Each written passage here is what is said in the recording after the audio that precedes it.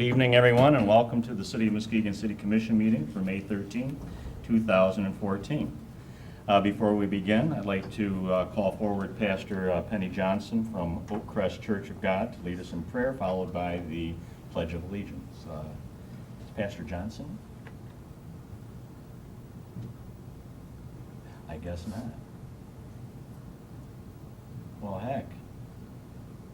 How about you, Vice Mayor? Could you... Certainly. I'll do my best to stand in. Please bow your heads. Dear Lord, please grace us with your wisdom. Guide our decisions today. Help this community be safe and healthy. We give thanks for these young men before us today and wish them as much success in their future as they've had in their recent past. In your name we pray. Amen. Amen. I pledge allegiance to the flag of the United States of America and to the republic for which it stands, one nation, under God, indivisible, with liberty and justice for all.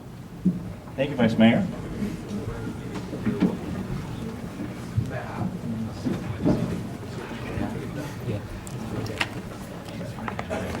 Well, before we get into the meat of the meeting, we have some recognition and celebration to do.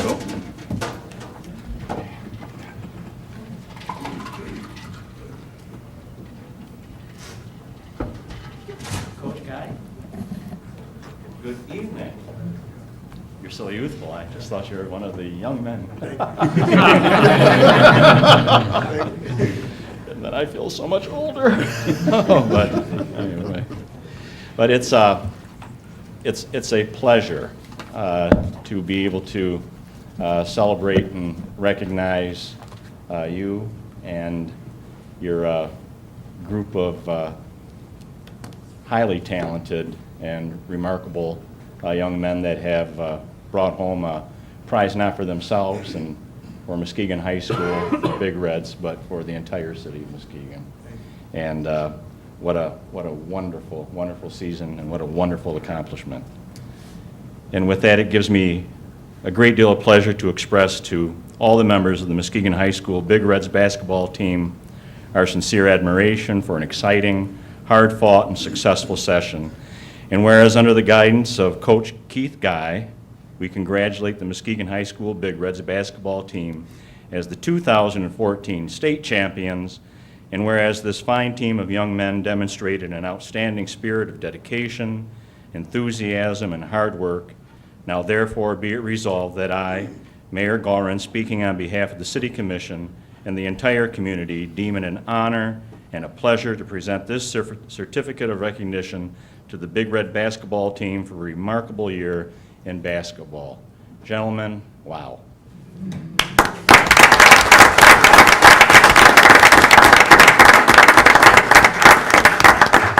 And Coach, that's for you. And I think we already got one up there out in the public, but this goes back to you to the school. Okay.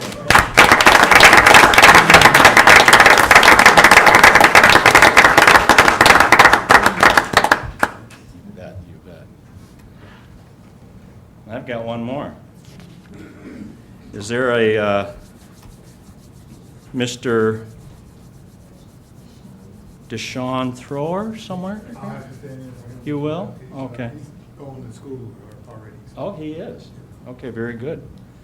Well, it gives me a great deal of pleasure to express to Deshaun Thrower, what an appropriate last name, our sincere admiration and congratulations for earning the Hal Schramm Mr. Basketball Trophy, and whereas Deshaun Thrower is the 34th recipient of the Hal Schramm Mr. Basketball Trophy, an award given annually to the state's top senior by the Basketball Coaches Association of Michigan. Now therefore be it resolved that I, Mayor Gorin, speaking on behalf of the City Commission and the entire community, deem it an honor and a pleasure to present this certificate of recognition to Deshaun Thrower as the recipient of the 2014 Mr. Basketball Award. So let's give it up for Mr. Thrower in his absence even, and send him our best wishes and spirit. And it. So he's got that as well. Oh, we got a picture. For sure. All right, thank you, guys. Fantastic. Gentlemen, wonderful, wonderful job. Thank you so much. I'm proud to be your neighbor. Thank you, each and every one of you in that, and take that energy, that discipline, and that good work, and save the city, save the world. Thank you.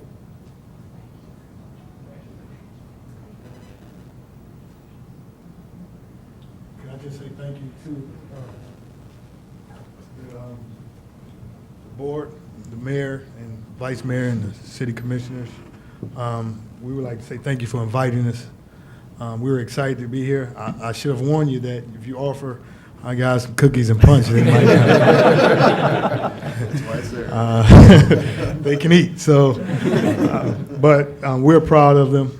The guys you see here are really champions, not only on the floor, but what you saw on the floor, they're champions off the floor as well. And these guys will be winners in life because of the work ethic and the dedication that they put into their endeavors.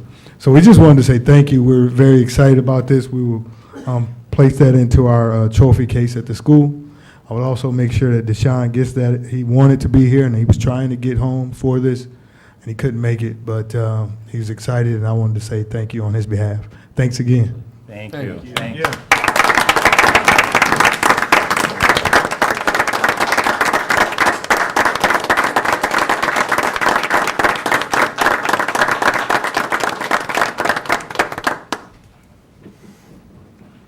Now, at this point, you got a choice. You can stay here if you get credit for your civics or government class, or you can grab another cookie and a glass of punch, and you can vacate the premises and go mow the lawn or whatever you got going.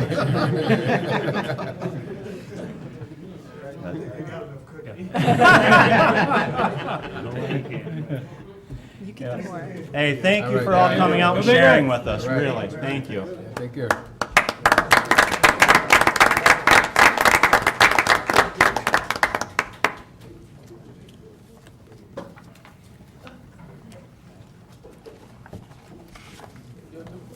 Oh, we need to do a roll call, don't we? Yes, we do. Ready? Ready? All right. Vice Mayor Spataro, Here? Commissioner German, Here. Commissioner Rinsema-Sipiga, Here. Commissioner Turnquist, Here. Commissioner Johnson, Here. Mayor Galvin, Here. Commissioner Hood, absent. Honors and awards. Oh, we did that. May we have the consent agenda, please? Approval of minutes, City Clerk, summary request to approve minutes of the April 22nd City Commission meeting. Staff recommendation, approval of the minutes.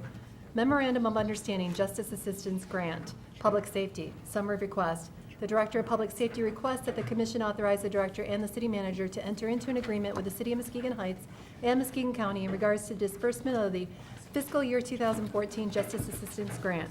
It is further requested that the Mayor be authorized to sign the Memorandum of Understanding. Note that time is of the essence, as this grant requires a 30-day governing body review period before the grant submission, and the grant deadline is June 10th. Although the Bureau of Justice Assistance has designated us as being in a disparate funding situation due to the county providing more than 50% of the jail facilities, our proposal is to keep the allocations exactly as they initially came down from the BJA, which is as follows. County of Muskegon, $0, City of Muskegon, $30,709, and City of Muskegon Heights, $19,903. Note that BJA uses crime data versus population in making these allocation decisions. The City of Muskegon portion is planned to be used in continuation of the manner in which the previous year's JAG funding was used, which is for the prosecution of city ordinance cases dealing primarily with neighborhood issues. A prosecutor was hired specifically for this under a previous fiscal year JAG grant. Staff recommendation, staff recommends approval of this request. Memorandum of Understanding, 2014, Project Safe Neighborhoods, Public Safety. Summary request. The Director of Public Safety requests that the Commission authorize the Director and the City Manager to enter into an agreement with the County of Muskegon and City of Muskegon Heights in regards to the 2014 Violent Gang and Gun Reduction Project Safe Neighborhoods Grant. It is further requested that the Mayor be authorized to sign the Memorandum of Understanding on behalf of the City of Muskegon.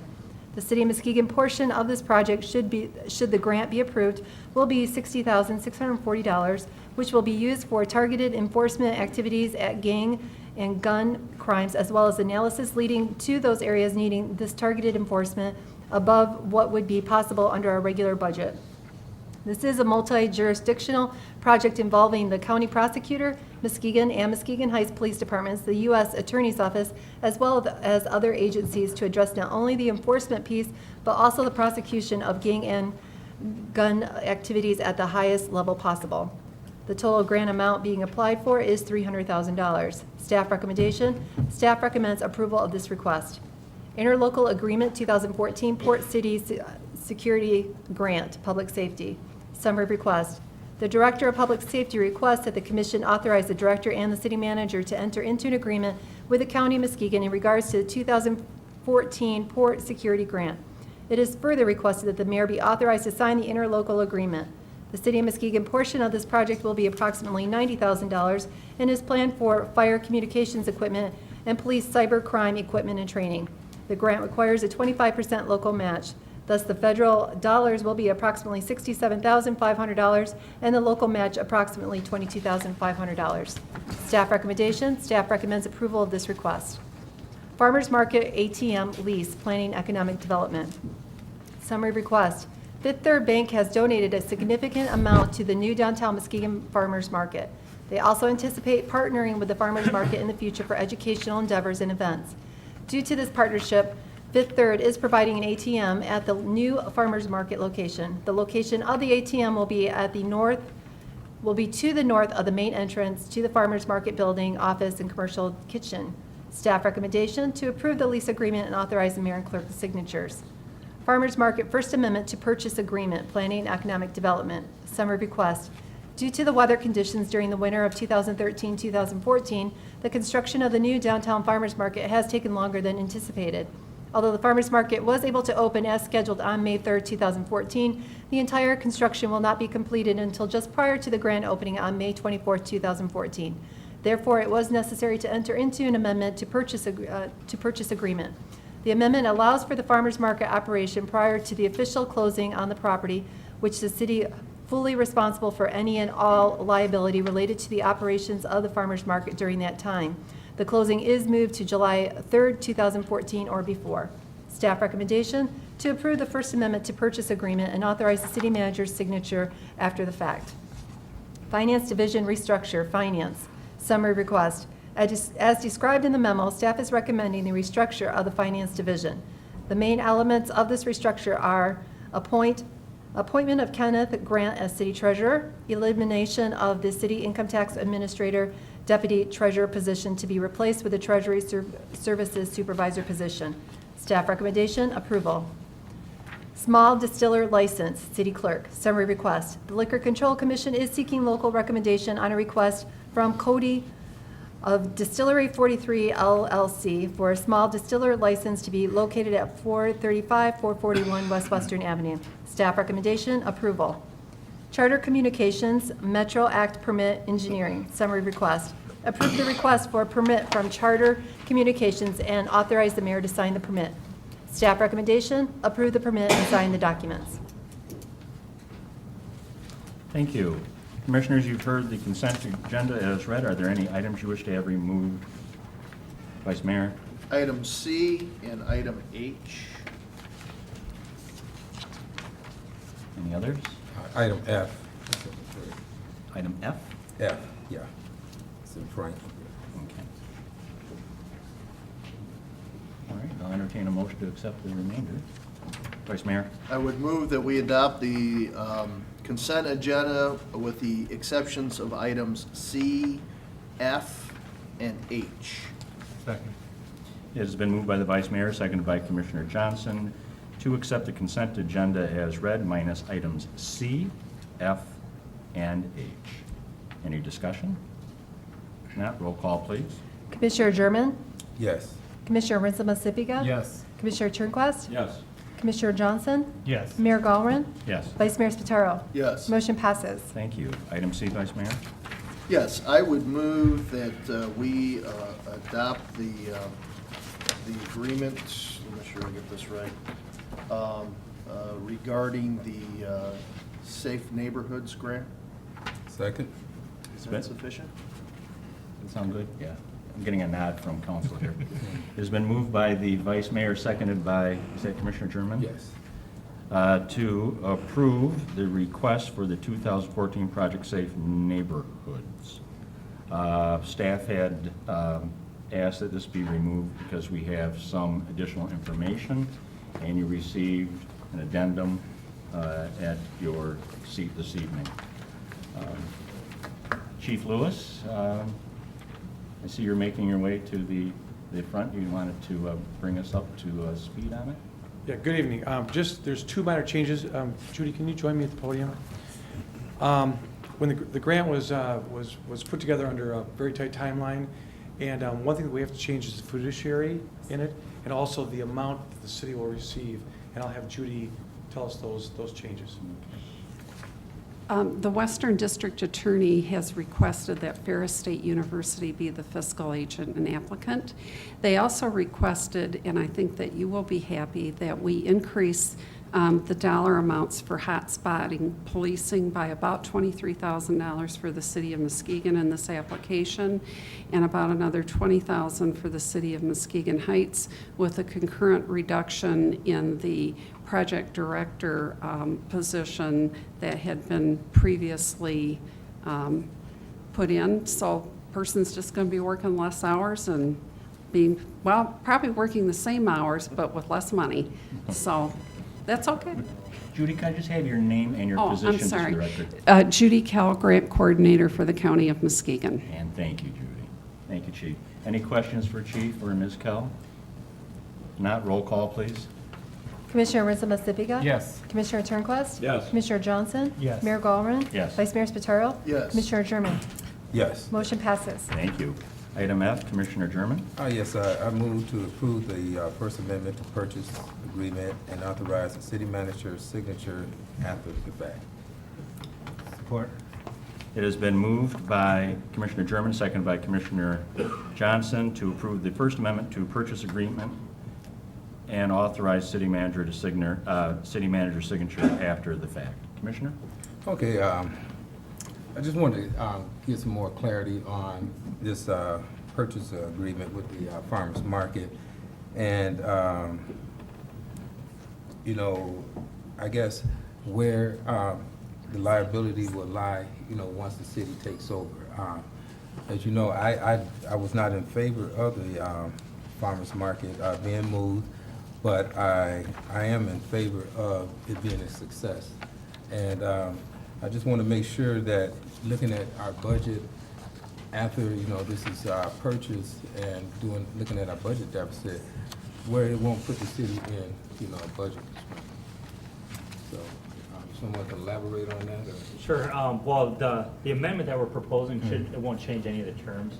So I think maybe what you're asking is not so much about the amendment itself, but about how we plan on funding the market going forward.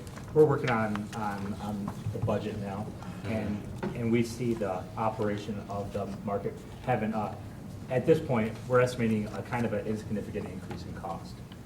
We recognize that we're gonna have two spaces now to operate, the flea market and the new market, but we're also anticipating some more vendors, some more specialty events, some more rental opportunities, and some other income to offset that. So we're really not expecting a major increase in cost with the new market. Okay. All right, and another question, what about maintenance? The upkeep, to maintain the facility? Yep. I'm sure there will be a little bit additional maintenance expenses. Right now, we're kind of guessing. We just went over that in our budget discussions with the engineering department. We're kind of guessing right now because we don't know exactly what the utilities will cost and how often the bathrooms will have to be cleaned and stuff like that. So we're estimating, but we're estimating that it's not going to cost a whole lot more than what it is today from a net standpoint. That hopefully the revenue will offset the additional cost. Okay, thank you. Okay. Any other questions on this issue? Not, roll call, please. Commissioner Turnquist? Yes. Commissioner Johnson? Yes. Mayor Gallman? Yes. Vice Mayor Spataro? Yes. Commissioner German? Yes. Commissioner Rinson-Massipga? Yes. Motion passes. Thank you. Item H, Vice Mayor. Thank you. I would move that we approve the small distiller license request. Second. Oh. Go ahead. Okay. It has been moved by the Vice Mayor, seconded by Commissioner Ernst Muskegon to approve the small distiller license for Cody Vadasyanko. I didn't know if the applicant was here, but this kind of is new, and so I was hoping we could maybe get a little bit more information. It looks interesting, and, you know, kind of interested in what kind of timeframes we're looking at, what kind of products they would be distilling, and so on. So if there's somebody who can speak to that. Good evening. If you would take the podium and just give your name and address. My name is Lori Robertson, 18670 in Spring Lake. I am a business partner of Cody's. He is unable to be here due to work right now, so the distillery that we're looking to open would have a full signature product line as far as whiskey, vodka, rum, and further on down the road an absinthe line that would all be distinct here to Michigan and to Muskegon. There are a couple other distilleries that are extremely successful in Michigan. One is up in Traverse City, the other's in Three Oaks. So there's just a huge market that's not being tapped into, that all of the kind of the microbreweries have jumped on the bandwagon, and they're sort of everywhere, but micro distilleries are still up and coming. So I think it can be a really exciting thing for downtown. Very good. And you're looking at going into the former, portion of the former space where Club Envy was, the old Yes. Muskegon Yeah. bowling, Brunswick bowling? Yeah. Okay, very good. We're still in conversations with them, and we haven't signed paperwork, but we've been working with the group that owns the building. Yes. Okay, so it's work in progress. Yeah. and it Sounds exciting. Yeah. I know, because they're really hot in Chicago. No, yeah, absolutely. Actually, Cody's done several classes in distilleries in Chicago. That's Okay. kind of where he's developing his education on the whole thing, and working really closely with some of the equipment manufacturers from there. So yeah, Chicago is a very hot spot for it. Very good, Mhm. very good. Okay, any further questions? No, that answered most of mine. I just, you know, I've been to the one in Traverse City, and it's really pretty cool, and lots of people there. So, and my sister lives in Philadelphia, and there's a couple of small distilleries there that do unique products for that area. So I'm really excited about Yeah. something like this, and that you want to do it here in Muskegon. Yeah, So- I think the other thing that this in particular will have kind of a little bit of a claim to fame about it is that, you know, most of the distilleries that are running right now, almost exclusively, they buy these huge, you know, tens of thousands of dollars in stills, and they're coming mainly from Germany. And Cody and I kind of decided that if we wanted to spend that much money, we wanted to see what we could make happen here, at least American-made, if not as much in Michigan as possible. So the still that is actually going to sit within the distillery will be 100% he has built from the ground up, doing it as locally as possible. We've had to grab some things from out of state, but for the most part, that will be built completely in Michigan. So Very good. yeah, it's Thank exciting. you. Very good. Yeah. All right. Commissioner? Yes, I'm glad that the question was raised on this. We have the Unruly Brewery, Yes. Pigeon Hill, Rackets, Smash, you know, all within a couple of blocks of one another. Yeah. And this is different from the mini breweries. And the other thing that I always have a concern about with that building or location, very prominent location, do you have any idea what kind of hours you're going to have? Are you going to maintain regular schedule of being open? Yep, it will have a regularly scheduled availability to the public. It's also going to be something that we're going to be hosting private events for, so smaller, you know, like rehearsal dinners and business parties, and we even kind of talked a little bit about backstage parties for the Frohenthal, because we actually have a little bit of a connection there behind the building. So there'll be some private events, but there'll definitely be public hours as well. And what age do you have to be to come into the establishment? You can come in at any age, but obviously they'd have to be 21 in order to purchase anything there. Okay. Anything else, commissioners? Well, Ms. Robertson, best of luck. We look forward to hearing more and seeing how things progress. Yeah, absolutely. Thank you. Thank you. Good luck. Roll call, please. Commissioner Johnson? Yes. Mayor Galvin, Yes. Vice Mayor Spataro, Yes. Commissioner German, Yes. Commissioner Rinsula Sibica. Yes. Commissioner Turnquest. Yes. Motion passes. Thank you. New business, please. Item 9A. 2014-2015 healthcare renewal, finance, summary request. It is time to renew the city's healthcare coverage for the 2014-2015 plan year. Renewal premiums for the city's current healthcare program came in at an 11.68% increase over the current year. However, by changing to an 80-20 coinsurance plan and increasing the deductible from $1,000, $2,000 to $2,000, $4,000, the net result is a premium decrease of 2.62 from the current year. Last year, we experienced a 5.04% increase, and in 2012-2013, the increase was 7.9. In comparative terms, many employers are experiencing sharp double-digit rate increases. Also, the city's healthcare cost remains well below the hard cap limits set by PA 152 and remain cost competitive with the standards set by EVIP for new hires. These are good independent indicators that the city's program is cost effective. For 2014-2015, the city will continue to pay the HRA deductible if the employee and spouse complete the four-step wellness initiative prior to April 30th. Non-participants in the wellness program will continue to pay the first $500 for single, $1,000 for double family of the deductible. Staff recommendation, authorize staff to execute documents with Priority Health to renew employee health care coverage for the coming year with an 80-20 coinsurance and $2,000, $4,000 deductible. Thank you. Commissioner Johnson? I move to authorize staff to secure agreement with Priority Health to renew employee health care coverage for the coming year. Second. It has been moved by Commissioner Johnson, seconded by Commissioner German, to authorize staff to execute documents with Priority Health to renew employee health care coverage for the coming year with an 80-20 coinsurance and a $2,000, $4,000 split deductible. Any additions from last night, or do you think we've probably gone through most of it? Probably so, unless you have any other questions. We do have Julie Balgoin, who is our broker, health insurance and broker here this evening, just in case there are any other questions. This is your second night without dinner with us.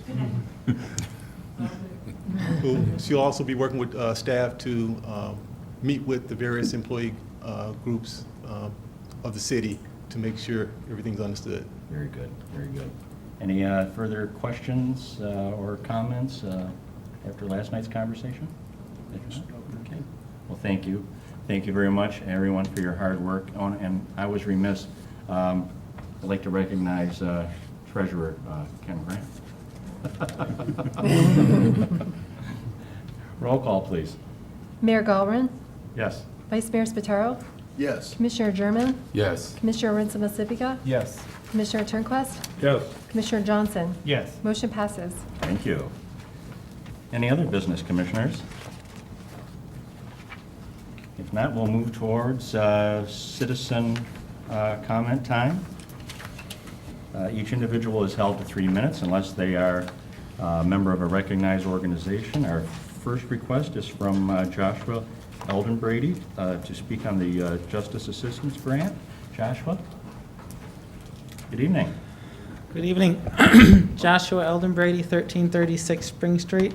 I'd like to start by registering my objection to not having public comment at the beginning of the meeting. It may not violate the letter of the Open Meetings Act, but it kind of violates the spirit to make us wait to comment on agenda items till you've already voted on them. Whoops. That being said, I think my comment has more to do with the administration of this item than with you actually voting on it.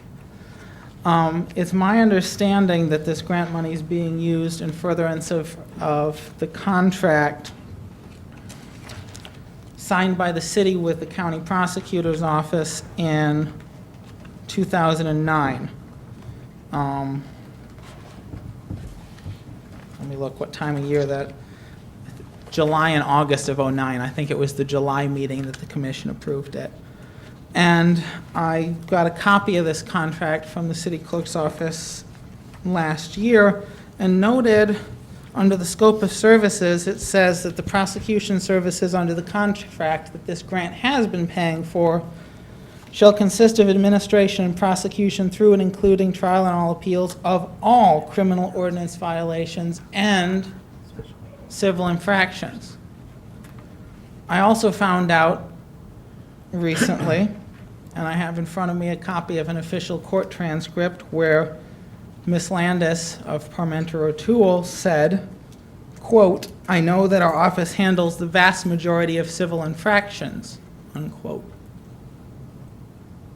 So I'm not sure how to treat how we're using grant money when it looks to me like for at least part of the last 5 years under this contract, we've been paying a flat fee to the county prosecutor office to handle all civil infraction enforcements. And at least for part of that time, they haven't been doing the vast majority of them, and we've been turning around and paying Parmenter O'Toole by the hour to do the same work. And it's a problem big enough if we're spending our own money to pay twice for the same work. It's an even bigger problem if we're spending grant money that we're accountable for to pay somebody for work that they're not doing, that we're having to turn around and pay somebody else for doing. And I'm not trying to say what the solution is. I'm not trying to say who it is who should be doing that work. But at least by what we have on paper, the city's paying twice to have the same thing done. And as we go forward in administering this, we need to make sure that what's on paper is clear and that we're only paying once for the work to be done, and it's clear who's supposed to be doing what instead of paying twice. Thank you. Okay, thank you, Joshua. Mr. Mayor, there's just one thing I think everybody should be clear on. When you apply for a grant, there are certain services that have to be provided as conditions of receiving that money. Every grantor, whether it's private or governmental, that I'm aware of, requires an accounting of how that money is spent. So the city of Muskegon does not take grant money and spend it for anything other than that which was applied for in the grant. The other issues, I mean, there may be some issues there that need to be looked at, but I just want to make it very clear that when we get a grant like the two that or actually three that we acknowledged receiving tonight, that money is spent according to the requirements in that grant. Otherwise, the grantors, when they do their audit, would require us to pay it back, and oftentimes with penalty. I just want to make sure there's no misunderstanding with that, Mr. Mayor. Next, Karen Farmer, regarding trees in the city. Good evening, Karen. Karen Farmer, 1668 Jefferson. I am here because, as many of you know, as all of you must know, we have had many trees come down in especially our neighborhood, but throughout the city. And it appears to me that our trees are just getting old, our oak trees especially. Some of them are between, I estimate, I'm not an arborist, but between 100 and 200 years old. And every time the trees come down, they knock out the power, they take out people's houses. Fortunately, we haven't had anyone injured or killed.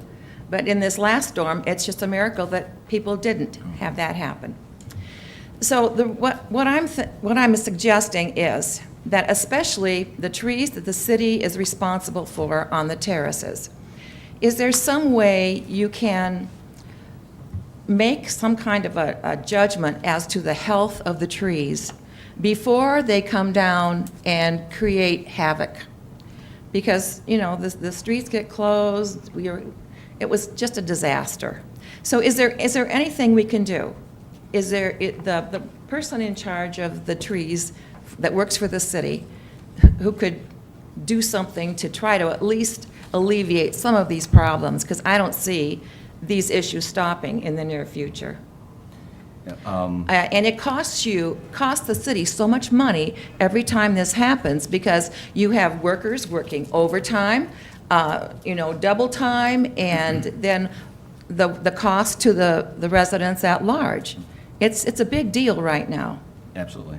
And so the second part of that is the trees that we have lost and that have been ground down, those trees need to be replaced, because we are losing a vital environmental issue in our city. When I moved onto Jefferson Street over 40 years ago, can't believe it's that long, but anyway, We had beautiful trees lining Jefferson Street. You drove in from Laketon Avenue, and it was like driving into a bower. It was so beautiful and cool. They're all gone, and so as residents and as a city, we need to work together to also replant. And that's my spiel. Okay. I'll get with staff, and then I'll get with you. Okay, On your I'd answer. appreciate that. Okay? Mhm. Thanks. May I? Yes. Because City Forestry, they will provide trees. If you call and request a tree to be planted in the terrace, they'll provide a tree free of charge, will they not? Well, depending on number of trees and the budget for replacement for that. If it's available, yeah. Right. Okay. They will. So. Mr. David Herman.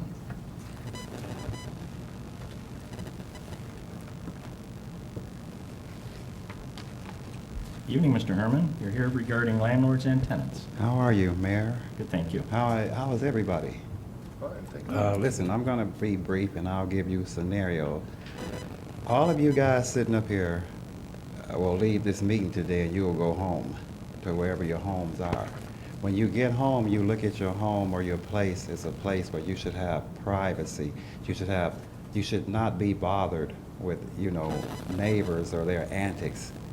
And you should not have to deal with the landlord being so chummy with those tenants that he can't do what he's supposed to do. Now listen, about a month ago I began receiving light bills, excessively $100 a month of light bills practically. When I came to my landlord to ask him what had happened, he's offered little to no help for this situation. Now, the guy that lives up under me, I like people. I want you all to understand that. Please, I like people, but make no mistake. When bigotry steps into the picture, it can make a life a sheer hell. Now, the guy that lives up under me, when I first moved in, he's Caucasian, and I met him, and I've done what a neighbor should do. Just like I did at another one of this landlord's addresses around at 73 Houston, where I had to eventually buy a personal protection order against a Caucasian female who harassed the heck out of me there. So he moved me to this place, swearing up and down it would be nice. But I'm going through the same scenario with this guy, Derek, up under me. Now, I don't know the cause of these excessively high light bills, but when you live in a place that small and you know what you have hooked up and you know what you're running, you know when the bill is out of proportion. Now, I've addressed the light company, I've addressed the landlord. I'm left in the middle here. Nobody seems to care to do anything, but most of all, that open air of bigotry. Listen, I have a paper here stating what Muskegon represents. I'm not proud to live in the most segregated town that calls itself a city in the United States. This is on paper. I got it off computer. But when I first got here, I moved back here from Wales, Los Angeles by Chicago. I know how to treat and greet people. I know how to be respectful. I haven't been given a chance to do any of that since I got back to Muskegon. You know what I got for getting back here? 2 months after being in Muskegon, before all this bigotry started, renting from this landlord, Jason Livingston, I was down in U-All's Park observing the Christmas decoration. A beautiful time of the year. And guess what? Some people were leaving the hockey game, and you know what they oozed out of the car when they saw me in the park? They said, "Nigger." And guess what? It didn't bother me that they said it. It just was, where was it coming from? And you know what I thought? I said, welcome back to Muskegon. I've been Chicago, LA, lived in these places, and I never encountered open bigotry like this in my life. Now I'm renting from a guy who seems to allow his tenants, and told me when I got the PPO out on the girl from harassing me, he said, get the F out of my place. And when he realized what he had said, he called me back and he changed it. Again, I stress to you all, I'm being exactly clear here, and I am honest, 100% honest. I don't know these people. This is what makes it seem bigotry. If I haven't bothered you, if I move next door to you tomorrow, Mayor, and suddenly I just go to harassing you, I don't know you. I don't have any business bothering you. I have not had that luxury, and you said it best to the Big Reds when they were here a while ago. Something about, what was it you said about hello neighbor, or nice to be your neighbor? I have yet to encounter such beings here, and I don't know these people. All I know is they're very chummy with the landlord, and I do believe that the guy downstairs has something to do with that bill because they hooked the porch light up and that's when the bill seemed to go up, but nobody will do anything. I wish some of you guys would address this landlord and his tenants or let me know what to do, because I was just gonna go to a news crew or to the Department of Civil Rights at the NAACP. But I'm thinking, since you have two guys sitting in here, Mr. Pizarro and this guy right here, they're at the Nelson Neighborhood Committee meetings from time to time, and I've been there and I voiced this, so I shouldn't even have to come here now. I didn't get any help from the Nelson Neighborhood dealing with this, despite Officer Ford coming to my aid to help me out. DJ Hilson dropping me off over there, right where I live at 1026 Jefferson. This is right across Apple from the police station, so you would think no such utterance would be going on, but it's going on continuously. I just want to live in peace. I'll leave Muskegon soon and go back out west where I belong, but while I'm here, I just want to be left alone, and I don't think the landlord and his tenants should be able to run me over like this. Now, what can be done, people? Please, do it. Indicate, let me know something, because this has me at wit's end, and to stand here and speak to you as if I'm all calm and collected, I'm not. I am not calm and collected. When you encounter it, it ruins your life. Just like the landlord, Dennis Thornley, I rented from here in Muskegon when I got back from LA some time ago. He called all us niggers. He's a landlord and he lives in Spring Lake. So all I want to do is just rent, continue to pay my rent. I pay it good and be left alone. I don't have any problems with anybody. I don't care how a person looks.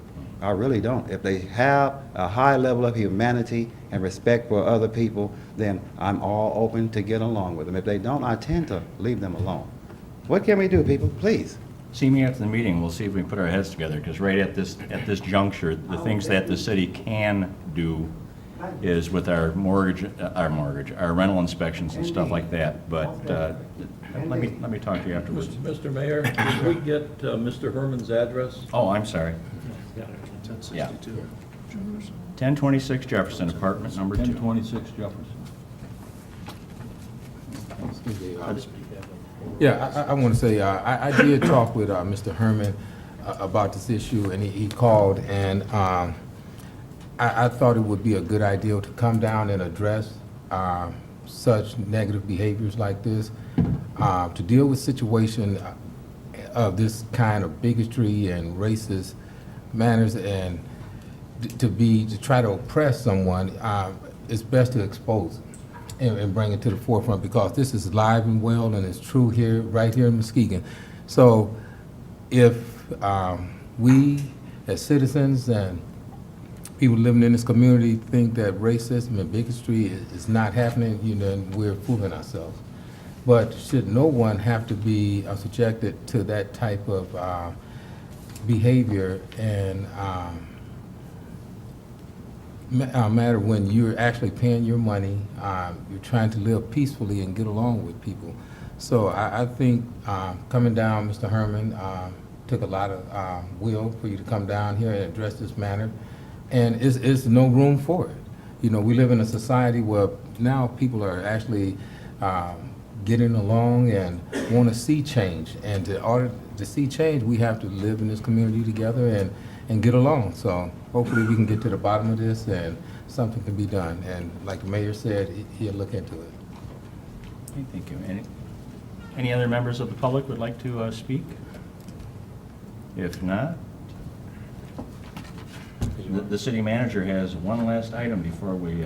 Yep, sure, I just didn't want this to go without being released said at the commission meeting. We do have a special CRC meeting planned for next Tuesday at 5:30, Smith Ryerson. There will be some refreshments for the attendees, including some hot dogs, but the goal is to have a discussion about our 2014 action plan, and to gather some community input on those plans and some community input on what we do with those plans and how we move forward. So we're looking forward to having a good turnout there, and if you're interested and available, next Tuesday, we'd appreciate to see you out there. Very good. All right, I'll entertain a motion to adjourn if there's nothing else. So moved. Second.